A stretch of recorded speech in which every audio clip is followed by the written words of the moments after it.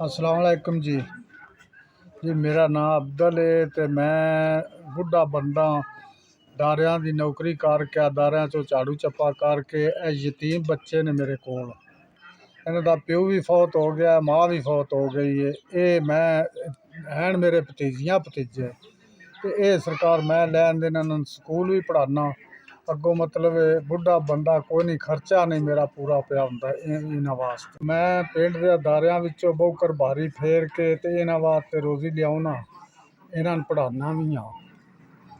इन्हां दियां बस्ते वर्दियां बूट सारा कुछ इन्हां दी जिहड़ी ओह मतलब मैं इन्हां नूं लिया के देना मंग पिन के।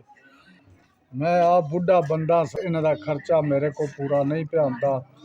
ये जिम्मेदारी मेरे ते आप ही है माँ प्यो शोधिया नाल मर गए है तो मैं ये हुण मेरे तो है जिम्मेदारी तरकड़ी।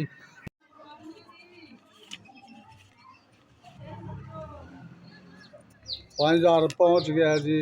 अल्लाह की जात तुहाडा दिता मंजूर करे यतीम बच्चों वास्ते कलिया जे अल्लाह सोहना तुहानू नज़र देवे ते दिता तुहाडा कबूल होवे।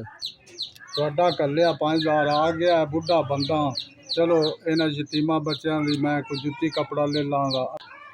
अल्लाह की जात तुहाडा दिता कबूल करे वसदे रहो रब बाला दे।